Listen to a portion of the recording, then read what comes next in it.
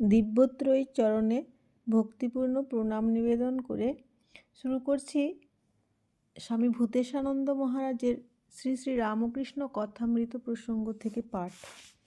আজকের প্রসঙ্গ শ্রী রামকৃষ্ণ ও মত সমন্বয়।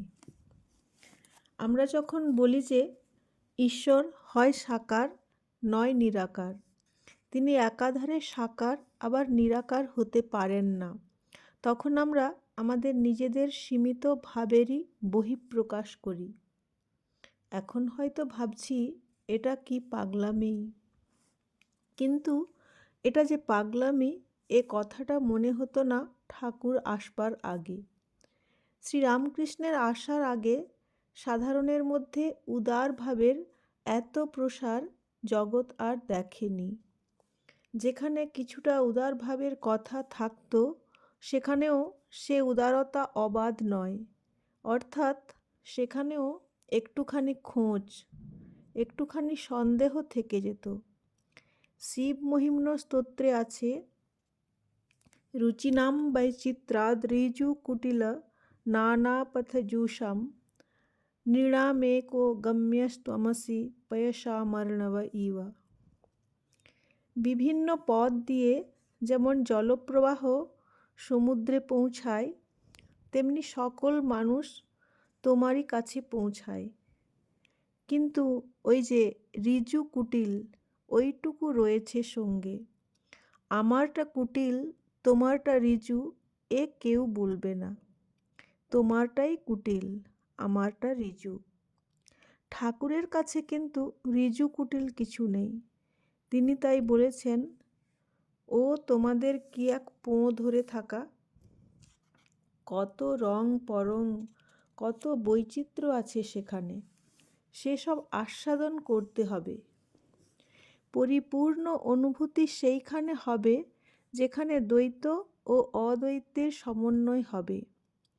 তাই এই সমন্বয়াচার্যের গোড়া থেকে সেই একই কথা, তিনি সাকারও বটেন আবার নিরাকারও বটেন। সেই বহুরূপীর কথা, সে কোনো সময় লাল, কোনো সময় নীল, কোনো সময় হলদে, আরও কত কি। আবার কোনো সময় তার কোনো রং নেই।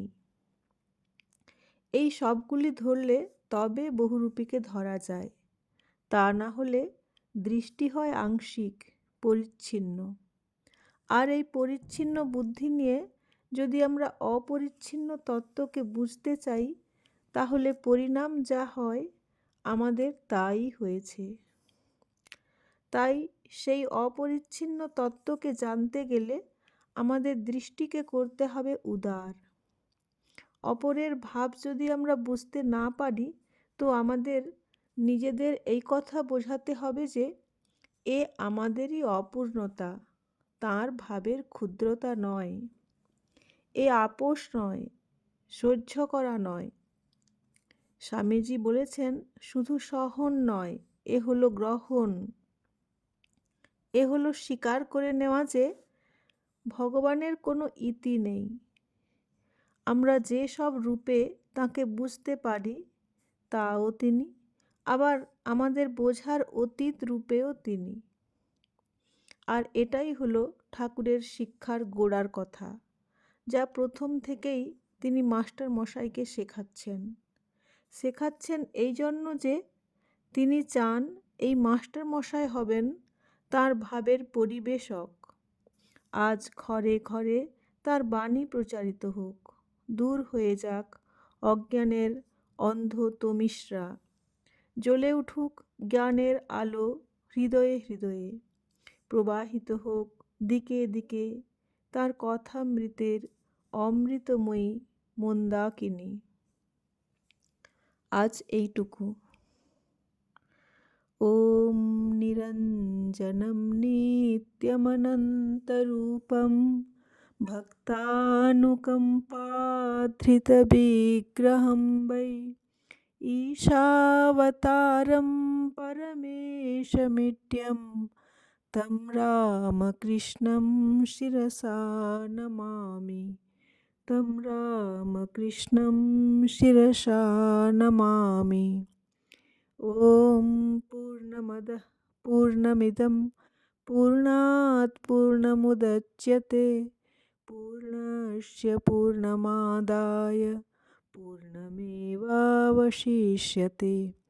ॐ शान्तिः शान्तिः शान्तिः हरि ओम तत्सत्।